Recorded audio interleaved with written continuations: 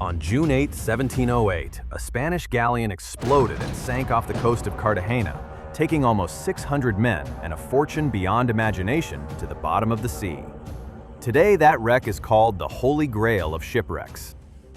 Its cargo is estimated to be worth up to $17 billion, and more than 3 centuries later, 3 countries, a U.S. salvage company, and an indigenous nation from Bolivia are still fighting over who owns it. This is the story of the San José. The San José was a 64-gun galleon of the Spanish Navy, built in the Basque Country and launched in 1698. She wasn't a merchant ship, she was a warship, built to fight. And she spent her early years defending the port of Cadiz during the opening phase of the War of the Spanish Succession, a conflict that erupted after the King of Spain died childless and left his crown to a French prince, dragging half of Europe into war to stop France and Spain from uniting under one throne. In 1706, the San José set sail for the Americas.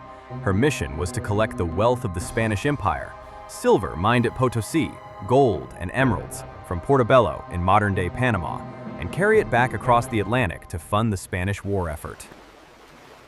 She sailed as the flagship of the Tierra Firme fleet, the first such fleet to leave for the Americas in over a decade, loaded with a payload some historians estimate at 7 to 12 million pesos, alongside as much as 8 tons of gold. That kind of cargo made her the single most valuable target in the Caribbean. Waiting for her was English Commodore Charles Wager, commanding a squadron whose entire purpose was to intercept the treasure fleet returning from Portobello. On June 8, 1708, off the coast of Cartagena, Wager's 70-gun ship Expedition caught up with the San José. What happened next took only minutes. During the exchange of cannon fire, the San José's gunpowder magazine ignited. The ship exploded and went down almost instantly, taking with her almost all of the roughly 600 sailors, soldiers, and officers on board. Only a handful survived. The fortune she carried sank with her, undisturbed, to a depth of nearly 600 meters. Later surveys would put the true depth closer to 600 meters below the surface, roughly 2,000 feet down. For the Spanish crown, it was a catastrophic financial blow in the middle of a war. For everyone else, it planted the legend of a treasure ship lost somewhere off Cartagena, a legend that would take exactly 307 years to solve. The San José didn't stay forgotten. Its location became one of the most sought-after prizes in maritime archaeology. In 1981, a group of American investors operating as Glauca Mora Company, later renamed Sea Search Armada, claimed to have located the wreck off the Colombian coast. Colombia disputed the claim, saying the ship was not at the coordinates provided and refused to honor a proposed 65 to 35% split of any recovered treasure. That refusal triggered a legal fight that is, remarkably, still not fully resolved. Then, in November 2015, Colombia announced that its own search team, working with the Woods Hole Oceanographic Institution and using an autonomous underwater vehicle, had finally found the wreck. The discovery took place under secretive circumstances, involving an English hedge fund manager and a former employee of Cuban leader Fidel Castro. A later survey by the Woods Hole team's AUV in 2018 confirmed the ship's identity through distinguishing features, including its cannon. Identifying a 300-year-old wreck at nearly 2,000 feet isn't simple. Researchers had to rule out every other ship that might have gone down in that stretch of sea.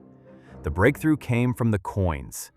In 2025, researchers published a study analyzing coins photographed in place on the seabed and dated them to 1707. Coins minted in Lima the year before the sinking. The authors concluded that the San José was the only ship that matched every piece of evidence: the route, the era, and the cargo. That confirmation turned a legal dispute into a full-blown international crisis. Spain claims the wreck as a sovereign warship of the Spanish crown, arguing that under international law, a warship never loses its state ownership, no matter how long it sits on the seabed or in whose territorial waters it's found. Colombia claims the wreck sits within its territory and is now legally part of its national heritage. And then there's Bolivia, specifically the Qhara indigenous nation, which argues that the silver in that cargo was mined by their ancestors under forced labor at Potosi, and that any recovered wealth should belong to the descendants of the people who dug it out of the mountain in the first place. Layered on top of all of that is the original claim from Sea Search Armada, the American salvage company. The company is now seeking $10 billion, representing what it argues is half the value of the cargo, and the dispute even reached the Permanent Court of Arbitration at The Hague.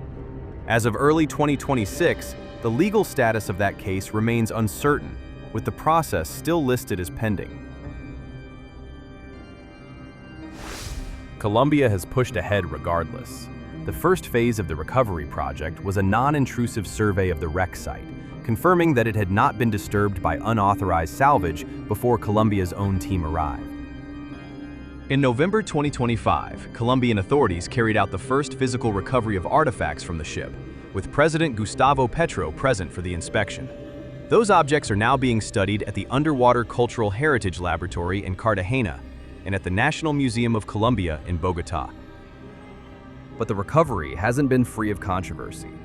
In 2026, a Colombian oversight group sent an open letter to the country's Attorney General alleging a lack of transparency around the project and raising concerns about unauthorized extraction.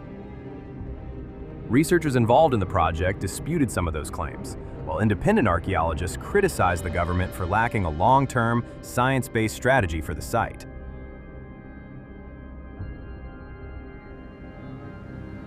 It would be easy to reduce the San José to its price tag, $17 billion of gold, silver, and emeralds sitting on the ocean floor. But the ship is also something rarer, a near perfectly preserved snapshot of the very last chapter of the Spanish treasure fleet system, the network of ships that moved the wealth of an entire continent across the Atlantic for 200 years.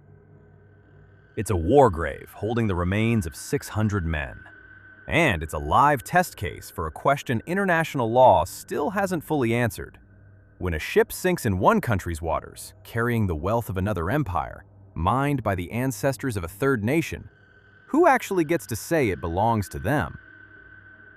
318 years after the San José went down in a single, catastrophic explosion, that question is still being fought over in courtrooms from Bogotá to The Hague. And the ship itself, remarkably intact after 3 centuries, is still down there, 600 meters below the surface, waiting.